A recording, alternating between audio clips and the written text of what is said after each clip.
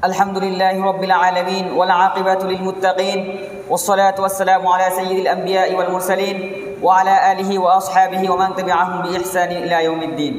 أما بعد فأعوذ بالله من الشيطان الرجيم. بسم الله الرحمن الرحيم. ولا يغتب بعضكم بعضا. صدق الله العظيم. صلى الله على سيدنا ومولانا محمد وعلى آله وأصحابه وسلم. অধ্যকার আন্নারিয়া সাকাফি কর্তৃক আয়োজিত আজকের সাপ্তাহিক সভার সম্মানিত সভাপতি ও আমার সামনে উপবিষ্ট প্রাণপ্রিয় ছাত্র ভাইয়েরা, সকলে আমার পক্ষ থেকে গ্রহণ করুন আন্তরিক মুবারকবাদ ও প্রাণঢাল অভিনন্দন। আজকে আমার বক্তব্যের বিষয় হচ্ছে গীবত ও তার পরিণাম সম্পর্কে। উক্ত বিষয়ে কিছু আলোচনা করার চেষ্টা করব ইনশাআল্লাহ। ওমা তাওফীকি ইল্লা বিল্লাহ। প্রিয় উপস্থিতি, গীবত কি? শরীয়তের পরিভাষায় গীবত কাকে বলে? গীবত শব্দটি আরবি, তার আবিধানিক অর্থ হলো কারো গোচরে তার সম্পর্কে কোনো কিছু উল্লেখ করা। শরীয়তের পরিভাষায় গীবত হচ্ছে মুখের কথায়, হাতের লেখায়, অঙ্গভঙ্গির মাধ্যমে অথবা ইশারায় কিংবা অন্য কোনো উপায়ে কারো এমন কোনো দোষ বা গুণ অন্যের সামনে উপস্থাপন করা যা শুনলে আলোচিত ব্যক্তি মনে কষ্ট পায়, হোক সে ব্যক্তি মুসলিম অথবা না হোক।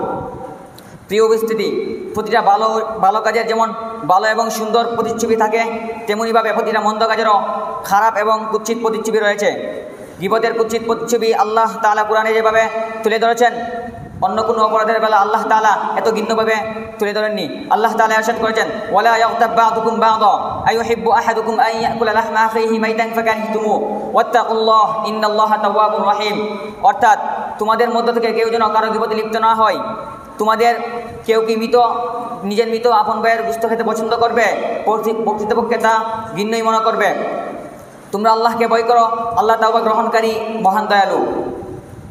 গীবত সম্পর্কে রাসূলুল্লাহ সাল্লাল্লাহু আলাইহি ওয়াসাল্লাম থেকে হাদিস বর্ণিত হয়েছে, ওয়ান জাবির ইবনে আব্দুল্লাহ ওয়া আবি সাঈদ রাদিয়াল্লাহু আন রাসূলিল্লাহ সাল্লাল্লাহু আলাইহি ওয়াসাল্লাম, ইয়াকা ওয়াল গীবাতা ফাইন্নাল গীবাতা আশাদ্দু মিনাজ জিনা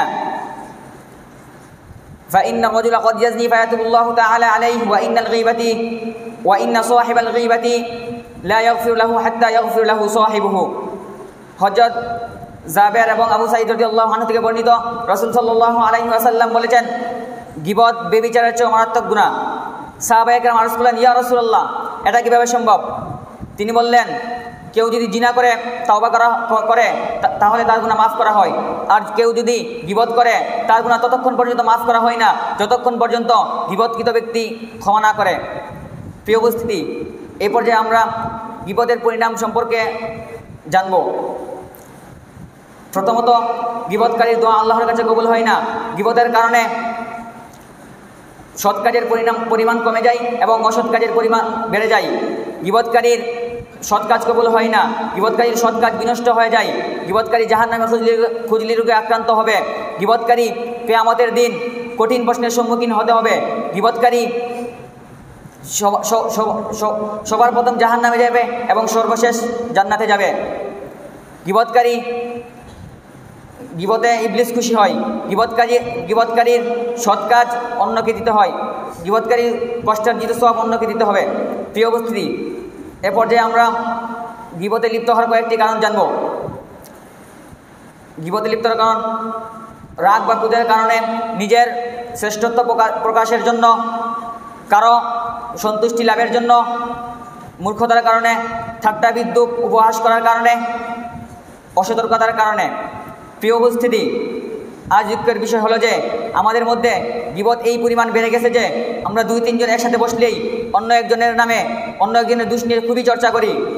অথচ আল্লাহ এবং তার রাসূল এই গীবত নিয়ে কত কঠোরভাবে কুরআন এবং হাদিসে তাকিদ দিয়েছেন।